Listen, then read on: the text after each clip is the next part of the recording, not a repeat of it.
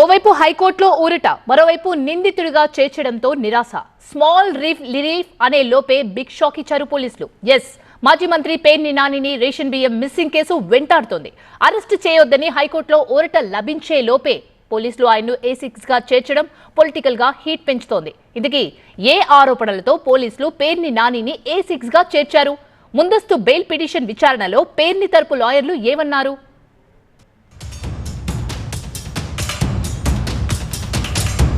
AP రాజకీయాల్లో heat ఏమాత్రం తగ్గడం లేదు.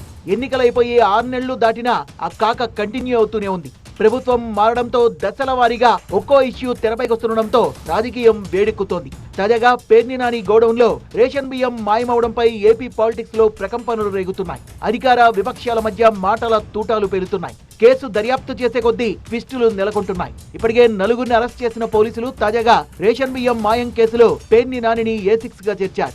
మచిలీపట్నం పోలీస్ స్టేషన్ లో కేసు నమోదు చేశారు. బియ్యం మాయం కేసులో ప్రధాన సూత్రధారిగా నాని ఉన్నట్టుగా గుర్తించిన పోలీసులు ఆయన ఆదేశాలతోనే లావాదేవీలు జరిగినట్టుగా పేర్కొన్నారు. A6 గా చేర్చడంతో పాటు పేర్ని నాని అరెస్టుకు పోలీసులు రంగం సిద్ధం చేయడంతో ఏపీ హైకోర్టును ఆశ్రయించారు ఆయన. ముందస్తు బెయిల్ కోసం హైకోర్టును ఆశ్రయించడంతో సోమవారం వరకు ఆయనపై ఎలాంటి చర్యలు తీసుకోవద్దని ఆదేశించింది. కౌంటర్ దాఖలు చేయాలని పోలీసులకు స్పష్టం చేసింది హైకోర్టు. ఆపై ముందస్తు బెయిల్ పిటిషన్ పై విచారణను వచ్చే సోమవారానికి వాయిదా వేసింది. ఇప్పటికే ఈ కేసులో A1 గా ఉన్న పేర్ని నాని భార్య జయసుధకు మచిలీపట్నం కోర్టు ముందస్తు బెయిల్ మంజూరు చేసింది. పోలీస్ విచారణకు సహకరించాలంటూ పేర్ని జయసుధకు ఆదేశించింది. అటు A2 నుంచి A5 గా ఉన్న 4గురిని పోలీసులు అరెస్ట్ చేసి రిమాండ్ కు తరలించారు. ఇప్పటి వరకు ఆరోపణల్ని మాత్రమే ఎదుర్కొన్న పేర్ని నానిని పోలీసులు A6 గా చేర్చడం చర్చనీయాంశమవుతోంది. ఇలా ఉంటే గత వైసీపీ ప్రభుత్వం హయాంలో పేర్ని నాని తన భార్య జయసుధ పేరిట గోడౌన్ నిర్మించారు. దాన్ని రాష్ట్ర పౌర సరఫరాల శాఖకు అద్దెకిచ్చారు.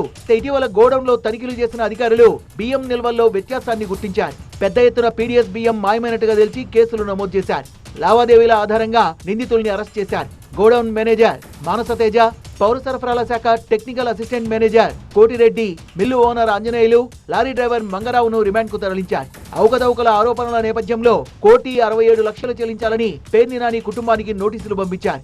డబ్బుల చెల్లింపుకు 3 రోజుల గడువిచ్చారు. మరోవైపు ఈ కేసులో టోల్ గేట్ రికార్డ్స్ ఆధారంగా కూడా విచారణ కొనసాగుతోంది. దీంతో గోడౌన్ లో మిస్ అయిన రేషన్ బియ్యం కాకినాడ పోర్టుకు వెళ్లినట్టుగా ప్రాథమికంగా నిర్ధారించారు పోలీసులు. మొత్తంగా రేషన్ బియ్యం మాయం కేసులో పేర్ని నానిని A6 గా చేర్చడం ప్రకంపనలు సృష్టిస్తోంది.